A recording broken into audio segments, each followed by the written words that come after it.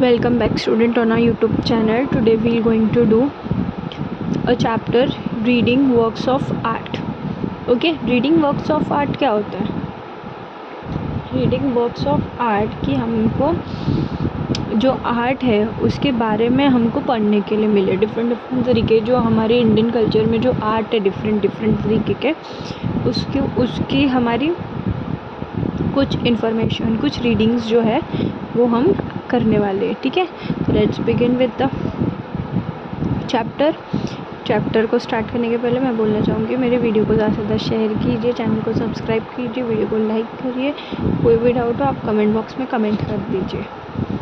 Okay, let's begin with the chapter. Sayyid Haider Raza. Sayyid Haider Raza, popularly known as Raza. Sayyid Haider Raza popularly was known as Raza. Okay, was a renowned Indian artist. Simple geometric shapes, striking colors combination, captivating composition. These are some of the characteristic features of his paintings, and so are the colors blue and orange. Okay, इनका एक था basics था कि वो mostly simple geometrical shape पे ज़्यादा ध्यान देते थे और बहुत ही स्ट्राइकिंग कलर कॉम्बिनेशन रखते थे. स्ट्राइकिंग मतलब अट्रैक्टिव. ठीक है, उनका मेनली क्या होता था, ब्लू ऑरेंज, इसी शेड में सारे पेंटिंग्स हुआ करते थे. ठीक है, you will find them in almost all his painting. ये कलर जो है ब्लू और ऑरेंज वो उनके मोस्टली बहुत से पेंटिंग्स में आपको मिल जाएंगे. None of his painting depicts life like human figure और copies of scene from his environment. His painting belongs to the obstacle style of painting. ठीक है, तो इनका पेंटिंग जो है वो किस चीज़ पे बिलोंग करता है, अब्स्ट्रैक्ट. अब्स्ट्रैक्ट मतलब क्या, अट्रैक्टिव. ठीक है, such painting are not impressed by any external factor. They originate when the artist tries to peep into his own inner mind. ठीक है, ये जो है ये एक्सटर्नल फैक्टर से इंस्पायर्ड नहीं होता है, बल्कि जो आर्टिस्ट के इनर माइंड में जो चल रहा है वो जो आर्टिस्ट ट्राई करता है, जो उसके इनर माइंड में चल रहा है वो आर्टिस्ट क्या करता है, ओरिजिनेट कर देता है. ठीक है, क्या करता है आर्टिस्ट, ओरिजिनेट कर देता है. ओके, आई होप आप लोगों को दिख रहा होगा.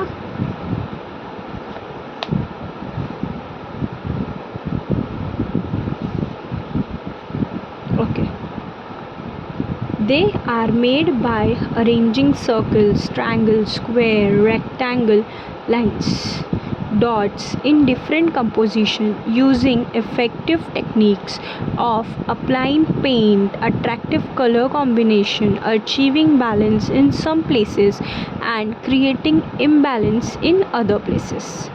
ठीक है, तो इनकी खासियत क्या थी कि ये मोस्टली किस चीज़ पे ज़्यादा ध्यान दें, ज्योमेट्रिकल शेप्स पे, जैसे कि circle, triangle, square, rectangle, lines, dots, इस पर ज़्यादा ध्यान देते थे. उस टेक्निक को वो पेंट के थ्रू वो कलर कॉम्बिनेशन देते हुए वो चीज़ों को क्या करते थे, बैलेंस करते थे और एक अपना ही कुछ इम्बैलेंस क्रिएट कर देते थे.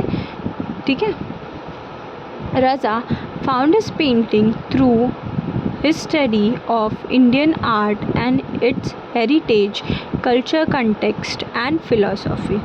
His picture seems to radiate peace and life at same time.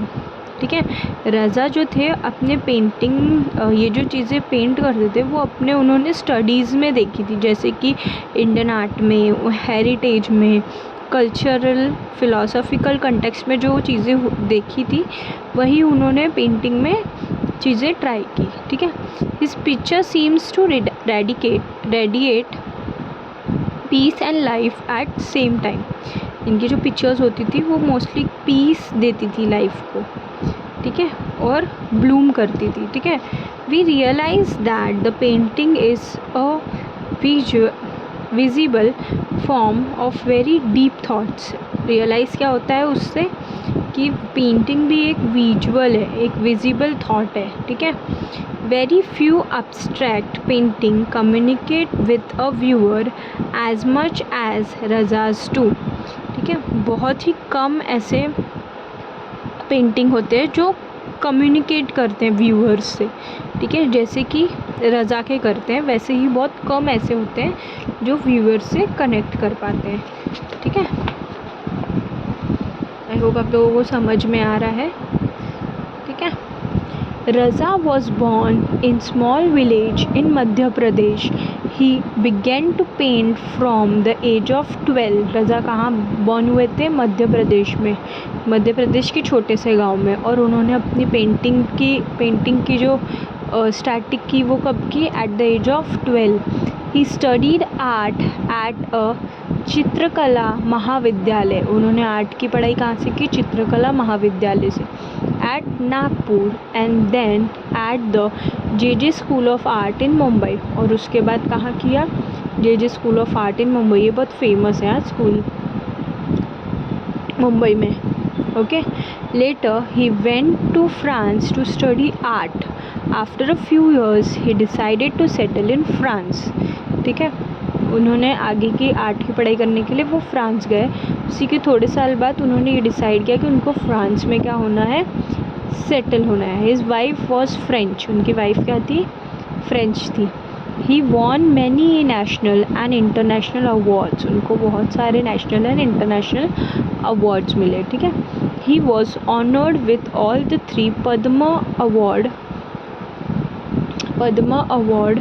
Padma Shri, Padma Bhushan and Padma Vibhushan, ठीक है।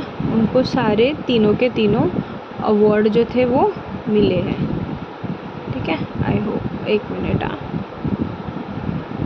एक सेकेंड, हाँ अब क्लियर होगा आपको, ठीक है।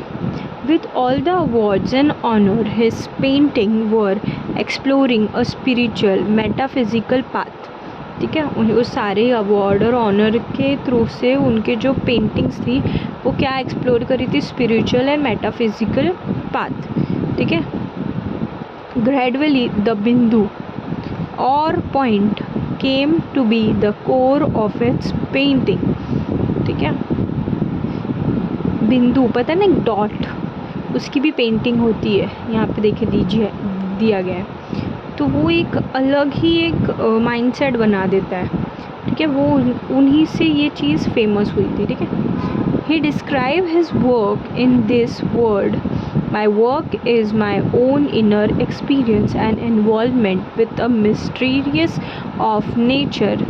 mysteries of nature and a form which is expressed in color, line, space and light। उन्होंने क्या बोला? अपने काम को किस वर्ड्स में रखा कि मेरा जो काम है वो मेरा इनर एक्सपीरियंस है, मेरा इनर इन्वॉल्वमेंट है और मिस्ट्री है, एक नेचर और वो कलर्स को एक्सप्रेस करना, वो लाइन, वो स्पेस, वो लाइट जो वो अपने ड्राइंग्स में देते हैं, उसको सब उनकी इनर ब्यूटी है, यानी कि अंदर से, मतलब इनर एक्सपीरियंस है उनका, ठीक है। Sometimes an artist thought appear to be too complex or even complicated when they are expressed through words। कभी कभी आर्टिस्ट की जो बात करने का तरीका होता है या एक्सप्रेस करने का तरीका होता है वो कैसा हो जाता है? थोड़ा सा कॉम्प्लिकेटेड हो जाता है। कैसा हो जाता है? थोड़ा सा complicated, okay. For him, the effective medium of communication in his work is his work. His painting, Raza, has great creativity. His paintings are very expressive. His great artist passed away on 23rd July 2016, ठीक है। उनके जो paintings थे, उनकी जो creativity थी, उनका जो पेंटिंग को एक्सप्रेस करने का जो तरीका था वो बहुत ही क्रिएटिव था, ठीक है। बट ये ग्रेट आर्टिस्ट जो थे वो पास हो गए, यानी कि उनकी डेथ हो गई। कब हुई? 23rd यानी कि 23 जुलाई 2016 एट द एज ऑफ 94, ठीक है। 94 के एज में इनकी डेथ हो गई। leaving behind the legacy of sensitive painting achieved through extraordinary composition of lines and colors that depict extraordinary composition। ठीक है, उन्होंने अपनी लेगेसी को पीछे छोड़ते हुए, वो 94 के एज में उनकी डेथ हो गई। ठीक है, और उनकी जो अचीवमेंट है वो एक्स्ट्रा ऑर्डिनरी कलर्स, लाइंस जो डेपिक्ट करना, एक्स्ट्रा ऑर्डिनरी कंपोजिशन जो थे वो एक अलग ही छाप छोड़ते थे। ठीक है, now this is what Gond art. Gond art क्या होता है, चलो पढ़ते हैं गोंड आर्ट क्या होता है। Gond art is a tribal art. Gond art क्या होता है, ट्राइबल आर्ट। ट्राइबल आर्ट क्या होता है, ट्राइबल पीपल पता है, ट्राइबल लोग, आंध्र प्रदेश, उड़ीसा, ये साइड के लोग, उन लोगों का ये आर्ट फॉर्म है। ठीक है, it has been developed and preserved by the Gond tribal people residing largely in Madhya Pradesh, Maharashtra, Telangana, Andhra Pradesh and Odisha state of India। ठीक है, ये गोंड जो था ये ट्राइबल पीपल के थ्रू से ये लार्जली डेवलप हुआ। जो ट्राइबल पीपल ज़्यादातर कहाँ पाए जाते हैं, मध्य प्रदेश में, महाराष्ट्र में, तेलंगाना में, आंध्र प्रदेश में और उड़ीसा में। ठीक है, इंडिया में इस जगह पे पाए जाते ट्राइबल लोग। From their traditional tales and mythology we learn that they have lived in India for thousands of years. ठीक है, इससे ये चीज़ पता चलती है कि उनके बातों से, उनके ट्रेडिशंस को देखते हुए हमको ये चीज़ पता चलती है कि ट्राइबल लोग 1000 साल तक इंडिया में रहे हैं। ठीक है, even before the other inhabitant came here, the Gondi language is similar to Telugu or Dravidian language। ठीक है, किसी और हैबिटेंट के यानी कि किसी और लोगों के आने के पहले एक गोंडी लैंग्वेज होता था, वो किससे सिमिलर होता था, तेलुगु से। ठीक है, जिसको बोलते थे द्रविडियन लैंग्वेज। ठीक है, वो पहले यही बोलते थे। ठीक है, Gonda art has spread mainly in central India. Gonda art जो है वो कहाँ पे ज़्यादातर देखा जाता है, सेंट्रल इंडिया में।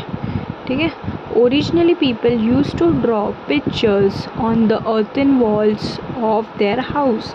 ये मोस्टली कैसे ड्रॉ करते हैं, मिट्टी का घर होता है ना, मिट्टी का घर, कच्चा घर जिसको, उस पर ये वॉल्स पे ये ड्राइंग्स जो थी घर में की जाती थी। ठीक है, most folk art involves natural techniques of preparing colors and use of several medium. They are transferred from generation to generation in a smoothly flowing process। ये जो चीज़ थी ये जनरेशन टू जनरेशन जो है ये स्मूथली एक प्रोसेस की तरह फ्लो होते चली गई। क्या, गोंड आर्ट। ठीक है, sorry, Gond art. Gond art is no expectation to this. A house decorated with beautiful picture creates a pleasant atmosphere.